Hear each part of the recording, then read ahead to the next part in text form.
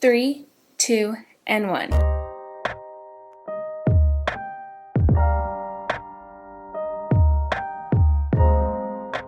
Hey guys, welcome back to my channel. If you're new here, my name is Vicky, and in today's video I wanted to talk about my experience with the Rituxan treatment. So I've talked about this on my channel before, and I've talked about it a lot on Instagram, and the reason why I'm doing this video is to share my experience, obviously, but it's for the people that are curious about it. I get a lot of questions on Instagram, I get comments on older posts, I get DMs all the time of people asking me about my experience with the Rituxan treatment and how I'm doing, and just kind of people being open with me about their anxieties, which I completely understand. So I just wanted to film this video and to have something to send people to who still ask me questions. But if you still have any questions even after this video, feel free to message me on Instagram. My Instagram username is It's Vicky Flores. So the reason why someone would get the Rituxan treatment is different for everyone.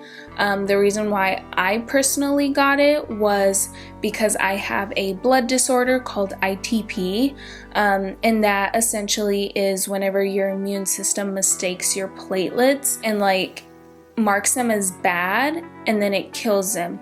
So you have a lower platelet count, and your platelets are crucial for creating blood clots. So if your platelet count is low, then you obviously have a harder time creating blood clots. So you can easily bleed out if your platelets are so low. You can have things like internal bleeding and just bad stuff. People have died from this. So that's why platelets are just really important, just in case you didn't know what they were. I didn't until I went to the hospital, but that's what that is, and that's why I needed to get the Rituxan treatment to help my platelet number go up. So I posted a video earlier this year called Why I Went to the Hospital, but I basically talk about in that video everything that happened to me. I went to the ER, and from there they sent me to the ICU. I had to get a blood transfusion. It was just a whole thing, lasted a whole week, and it was a nightmare. But they saved me. Thank God for doctors. I literally, my doctor saved my life. But after that, my platelets went up and I was doing fine. And then a few months later, my platelets slowly started dropping again, and I believe they did get below 100. And I believe the normal count for platelets is between around 200 to 400-ish thousand.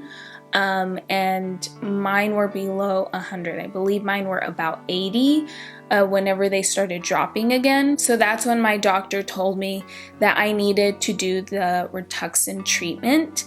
And I'm someone, I've mentioned this before, I'm someone that deals with really bad anxiety, especially whenever it comes to my health.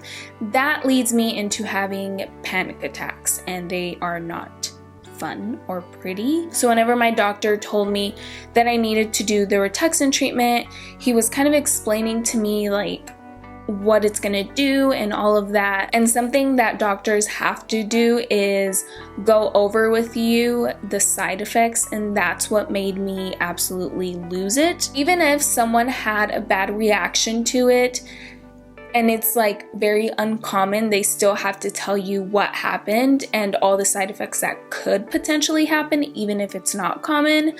Just because of legal reasons, they have to tell you. But my doctors personally did assure me that I would more than likely be fine. They had a good feeling about it, but still, just knowing that there were pretty severe side effects that could possibly happen, that have happened to people before, just made me lose my mind, and I was super anxious. I went home that day and I cried and cried and cried and cried. So that day he just told me that I needed to do the Rituxan treatment, and he just let me go home and just talk about it with my family and just kind of process everything. And once I got over that anxious stage and I was able to compose myself and really think about it and really read about the whole Rituxan treatment, then I finally made my decision to go through with it, because my platelets were dropping and I was on steroids, and steroids are not good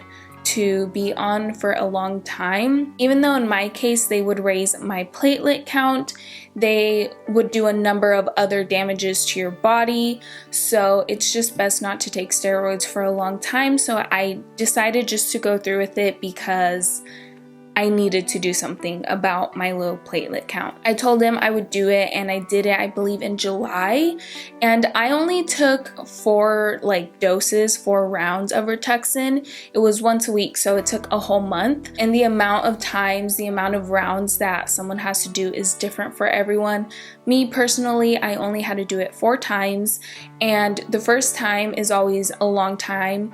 It took me about 6 hours the first time, and that's because they give you the treatment very slowly, and they have nurses there to monitor you to make sure that if you have any kind of reaction, they're there to help you. And then after that, if your body reacts well to the treatment, then the next week it's a little faster, and then the next week it's a little faster. So again, I was super anxious about going through with this.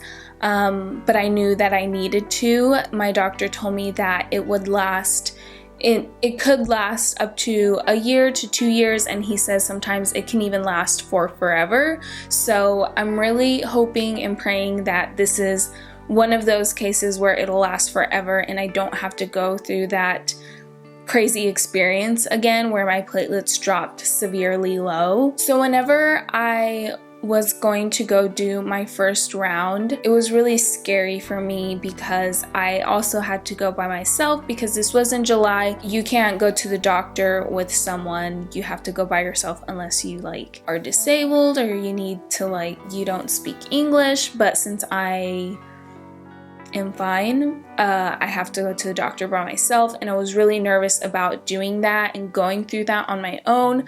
I really wanted to have my mom, my dad, my fiance at the time, that's now my husband, or my sister, just somebody there to just hold my hand and just be there with me because I was super anxious about it. But unfortunately, I had to just suck it up and go through it by myself. My mom did drive me the first day, and I think my sister picked me up because I just wasn't sure how my body would react to the treatment, and I just didn't want to be driving if I was going to be woozy, sleepy, or anything could happen.